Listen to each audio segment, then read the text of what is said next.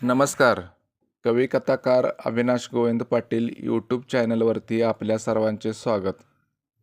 कथेचं नाव आहे शेतीवाला नवरा पाहिजे. सिव्हिल हॉस्पिटलच्या वॉर्डमध्ये डॉक्टर अनुश्री पेशंट तपासण्यात गुंग झालेली. ती नुसतीच डॉक्टर झालेली आणि तिला योगायोगाने सरकारी जॉब मिळाला. ती रुग्णांची सेवा दक्षतेने काळजीपूर्वक करायची. शेतकरी कुटुंबात जन्माला आलेली अनुश्री आपल्या वडिलांच्या कष्टाला जागली आणि चांगल्या मेरिटमध्ये MBBS झाली. 90,000 पगार आता सोन्याचं दिवस आलं होतं.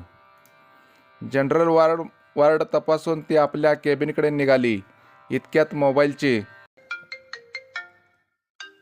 रिंग वाजली. हॅलो स्मिता, बोल. बरे आठवण काढलीस. हल्ली कुठं आहेस तू?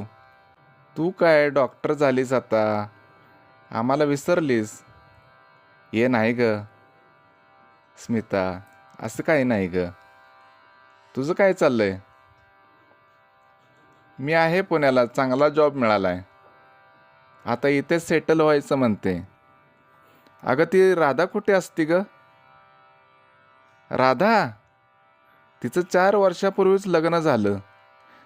ती लागली संसाराला. कालच भेटली होती बघ. 2 गोंडस मुलं घेऊन माहेराला निघाली होती. चांगलीच भरल्या ग. काय सांगतेस? अगं हो, खरंच. तिच्या चेहऱ्यावर आनंद ओसंडून वाहत होता. तुला सांगायचं, अगदी राजाच्या राणीसारखी दिसत होती.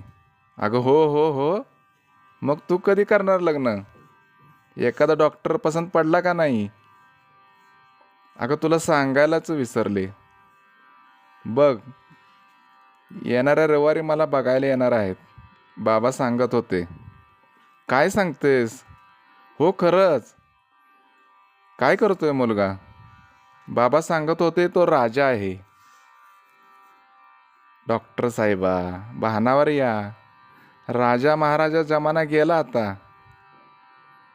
हे बघ, बाबा सांगतात म्हणल्यावर तो राजाच असणार. काय सांगतेस? थांब, मी पण येते रविवारी तुझ्याकडे राजा पाहायला. काय सांगतेस? हो. अगं मग ये ना. वेलकम माय हाऊस. बऱ्याच दिवसानं काहीतरी निमतानी भेटशील. तू कधी करणार लग्न? हो करणार, पण तुझं आधी बघून. हो का? मग नक्की ये, मी वाट पाहते. चल ठेवू? नक्की ये, चल बाय. अनुश्रीने फोन ठेवला आणि पेशंट तपासायला गेली. आनंदराव पाटील 4 एकराचा मालक. अपार कष्टातून शेती केली. मुलगा इंजिनियर झाला. सध्या तो पुण्याला असतो. मुलगी अनुश्री डॉक्टर झाली. कष्टाला फळ मिळालं. आता दोघांची लग्न झाली की आपण मोकळे. आनंदरावांना गावात तात्या म्हणत. तात्यांना गावात चांगला मान होता.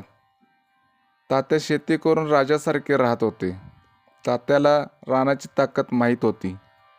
पसाभर टाकलं तर पोतभर ही काळी आई देत होती.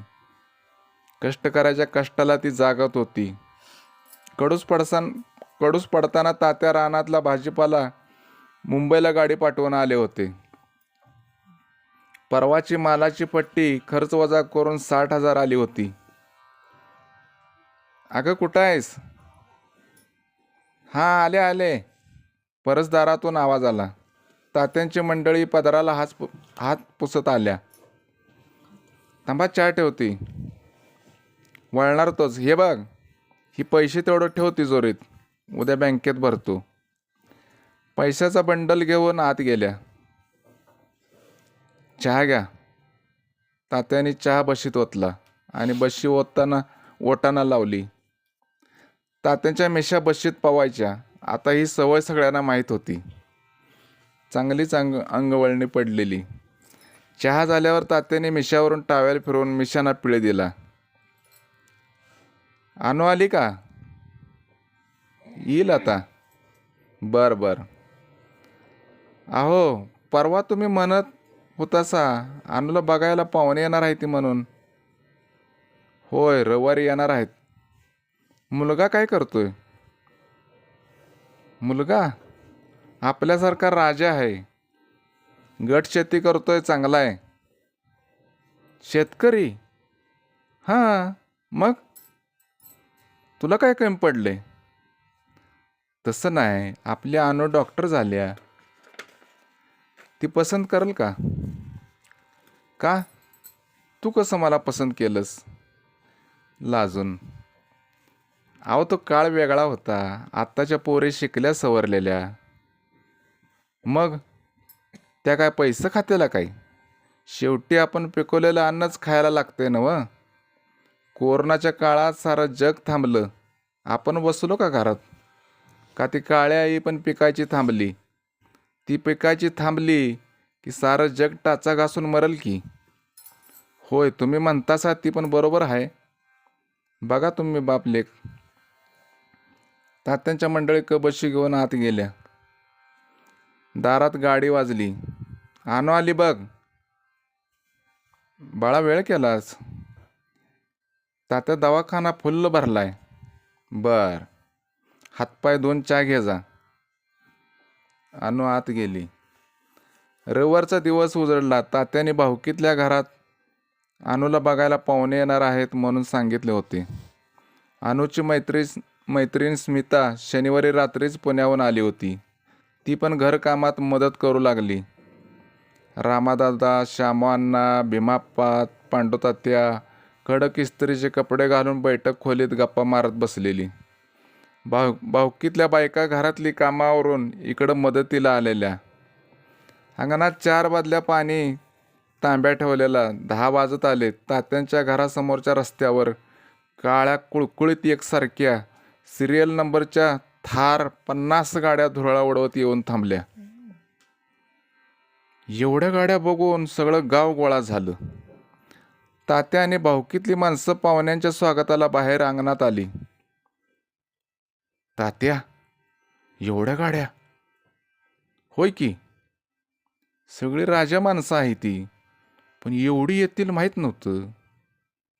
बघणाऱ्याला घाम फुटत होता. आता एवढी माणसं घरात बसायची का? तात्यांचं अंगण 10 गुंठ्याचं होतं. बसतील अंगणात म्हणून पोराने त्या खोलीतल्या पोरानो, त्या खोलीतल्या ताडपदऱ्या घ्या बाहेर. गावातली पोरं लागली कामाला.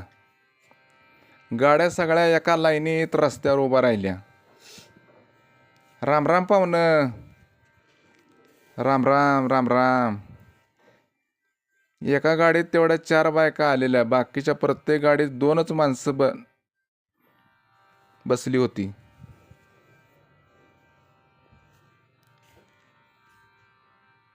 तरी 100 माणसं मुलगी बघायला आलेली. बायका तेवढ्या घरात गेल्या. बाकीची 100 पाहुणं अंगणातच दाटीवाटीनं बसली. मागच्या दारानं भाऊकीतल्या बायका आपापल्या घराकडं तांब्या, कबशी, प्लेटा, चमचा आणायला गेल्या. एवढ्या गाड्या बघून गावातली माणसं पण तिथंच थांबली. अरे, अभिजित जाधव आहे ती.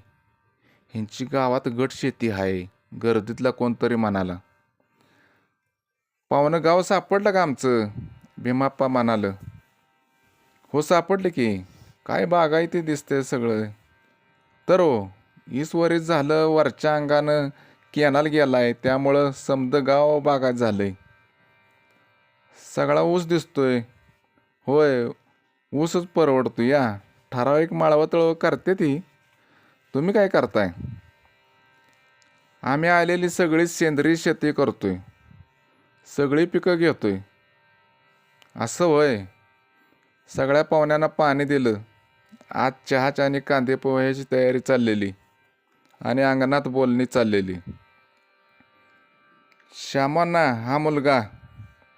अभिजितीकडे बोट दाखवत तात्या म्हणाले. विचारा, काय प्रश्न असतील तर. पाहुणं, जमीन किती तुम्हाला? मला 4 एकर रान. एक भाऊ अजून शिकतोय चेन्नईला. असं? मग इन्कम किती? 60-70 लाखाला. 60-70 लाख येतात वाटून. हा, इतकं? हो, इथं आलेल्या आम्ही सगळी गट शेती करतो. ती माणसं पण बोलवता का जरा इकडं? हो हो बोलवतो. तात्याने गावातल्या माणसांना इशारा करताच सगळे अंगणाच्या भोवतीने दाटीवाटीने उभे राहिली. आता अभिजित उठून उभा राहिला. जणू सभाच भरली होती. चहाचा एक पेरा झाला होता. आमच्या गावचं 500 एकर रान, त्यात 300 एकर रान आम्ही बागायतीमध्ये घेतलं. इथं आलेले माझे सगळे मित्र, कोण ॲग्रिकल्चर, कोण एम.आर., 50 जण तरी इंजिनियर आहेत, एक तर CA आहे. सगळी मंडळी कोणताही रासायनिक घटक, मग खत असो तणनाशक द्रावण असो, आम्ही वापरत नाही. प्रत्येकाच्या गोट्यात 4 म्हशी आणि एक देशी गाय हमखास बघायला मिळणार. रानात शेणखत आणि फवाऱ्याला गोमूत्र, बांधावरच्या लिंबाच्या पानाचा रस काढून तेच पिकावर फवारणी करतो. आम्हाला रोज 300 मजूर लागतात. त्यांचा पगार रोजच्या रोज दिला जातो. रोज 50 गाड्या भाजीपाला, फुलं फळं घेऊन मुंबई पुण्याला जातात. आमची तिथली टीम तो माल पॅक करून थेट ग्राहकाला विकतात. या दलालांचा प्रश्नच येत नाही. आणि मागणी तसा पुरवठा यासाठी आमचे 4 मित्र बाजार फिरून बाजारात कशाला भाव आहे कशाला नाही हे आम्हाला रोजच्या रोज कळवतात. सेंद्रिय असल्यामुळे आम्हाला दर चांगला मिळतो. संपूर्ण शेती ड्रीपवरती आहे बघा. शेतीचं कसं कस टिकला पाहिजे, शेती येणाऱ्या पिढीला चांगली राहिली पाहिजे आणि लोकांनाही चांगलं अन्न मिळालं पाहिजे. मग सगळ्यांचा हिशेब कसा करता? गर्दीतला एक शेतकरी म्हणाला. त्यासाठी आमचे CA साहेब आहेत ना, ते सगळ्यांचा हिशेब ठेवतात आणि आम्ही त्यांची शेती सांभाळतो. आमच्या गावात महिलांचा बचत गट आहे. त्या दूध शेणी संकलन करून दूध जवळच्या शहरामध्ये पॅकिंग करून घरपोच पोचवतात. त्यांच्याकडं पण 4 माणसं कामाला आहेत. त्यांचा शेणकुटाचा व्यवसाय वर्षाला 1.5 कोटी रुपयाचा आहे आणि आमचा 600 ते 700 कोटी रुपये वर्षाला उलाढाल होती. ऐकून आमच्या सकट 700 लोकांचा रोजगार होतो. माणसाने आकडा ऐकून डोक्याला हात लावून घेतला. कांदे पोहे सगळी मंडळी खात होती. अनुश्री, स्मिता खिडकीच्या पडद्याआडून सगळं ऐकत होत्या. अनुश्रीला मुलगा पसंत पडला होता. आता एकमेकांना बघण्याचा कार्यक्रम होणार होता. पाहुणं या आत या, बघायचा कार्यक्रम करू. अभिजित आणि 4 माणसं आत जाऊन बसली. हॉलमध्ये पाट मांडलेला. डॉक्टर अनुश्री चहा घेऊन आली. पाहुण्यांना चहा दिला आणि पाटावर बसली. डोक्यावर पदर घेऊन अनु लाजली होती. अभिजित चोरून तिच्या लाजऱ्या चेहऱ्याकडे पाहत होता.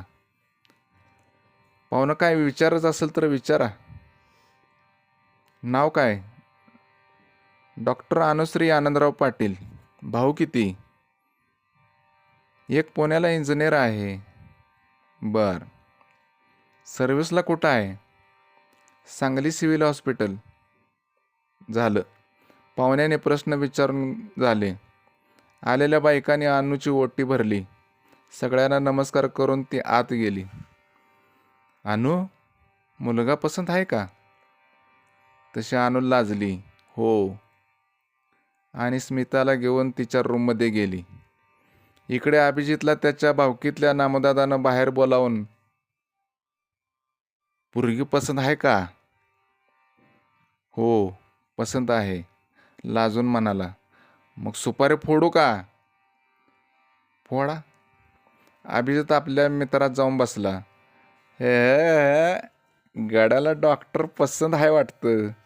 बरं झालं आता आपल्या टीमचं दवाखान्यातला पैसा वाचला. अभिजित लाजला तसा हशा पिकला. दोन्हीकडच्या लोकांनी लग्नास होकार दिला. सगळ्यांचा निरोप घेऊन आलेल्या 50 थार गाड्या ओळीने गावच्या आडोशाला झाल्या. अनु, खरंच की तुझ्या बाबांनी तुझं लग्न राजाशीच ठरवलं. भाग्यवान आहेस बघ. स्मिता, तू कोणाबरोबर करणार? अगं विचारतेस काय मला? मला पण अशाच राजाशी लग्न करायला आवडेल. दोघी खळखळून हसल्या. आता मात्र माझ्या अन्नदात्या राजाच्या राजपुत्रांची भूमिपुत्रांची लग्न होतील. वावर आहे तर पावर आहे. आता मुलीच म्हणतील शेतीवाला नवरा पाहिजे. आता मुलीच म्हणतील शेतीवाला नवरा पाहिजे. धन्यवाद.